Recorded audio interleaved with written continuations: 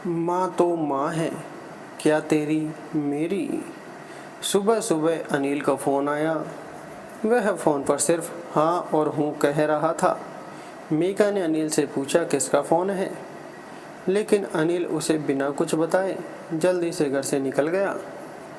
तो इस पर मेघा को बहुत गुस्सा आया और वह गुस्से में अनिल की प्रतीक्षा करने लगी।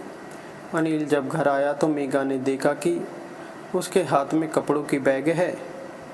जैसे ही मेघा ने यह देखा तो उस पर भड़क उठी। अरे तुम अपनी माँ को फिर से यहाँ ले आए।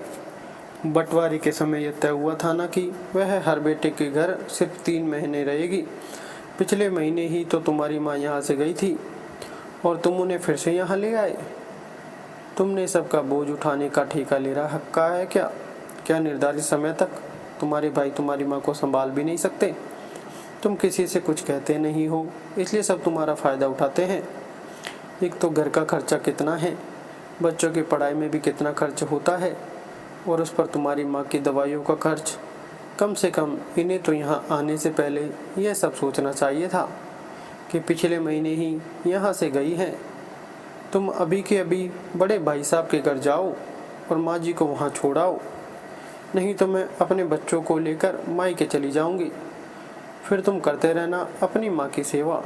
मेघा अभी अनिल को ये सब बातें सुना ही रही होती है कि तभी एक बुजुर्ग महिला अंदर आती है और मेघा को जोरदार थप्पड़ मार देती है। मेघा बुजुर्ग महिला की ओर आश्चर्य भरी नज़रों से देखती है और घबरा कर कहती है, मॉम आप यहाँ? तो वह बूढ़ी महिला रोते हुए कहती है, हाँ मैं तुम्हारे भाई और भाभी ने मुझे घर से निकाल दिया। मुझे कुछ समझ नहीं आ रहा था तो मैंने अनिल को फ़ोन किया और ये तुरंत मुझे लेने आ गया। मैंने इससे कहा कि मुझे किसी वृद्ध आश्रम में छोड़ दे, लेकिन ये मुझे यह कहते हुए अपने घर ले आया कि माँ जी मेरा घर आपका भी तो घर है। आप सिर्फ मेघा की ही नहीं मेरी भी माँ हो और तुम इसकी माँ के लिए ऐसे विचार रखती हो।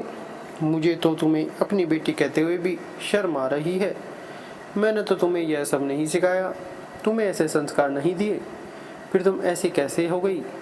मेरी एक बात हमेशा याद रखना, तुम भी कभी सास बनोगी।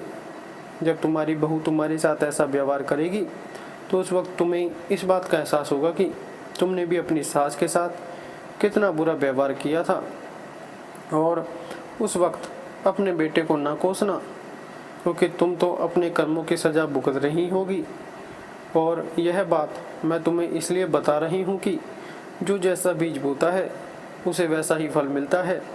फिर वो अनिल से कहती है, बेटा तुम मुझे अपनी माँ समझकर यहाँ ले आए थे, लेकिन मैं ऐसे घर में नहीं रह सकती जहाँ बुजुर्गों का सम्मान न हो। तुम मुझे वृद्ध आश्रम में छोड़ दो, मैं अब हमेशा वहीं रहूँगी। मेघा अपनी माँ से बहुत माफ़ी मांगती है और गिड़गिड़ाने लगती है, लेकिन उसकी माँ उसका घर छोड़कर चली जाती है और मेघा को अपने किए पर बहुत पछतावा है और उसे जीवन भर की सीख मिल जाती है। इसलिए कहते हैं माँ तो माँ होती है, क्या तेरी क्या मेरी।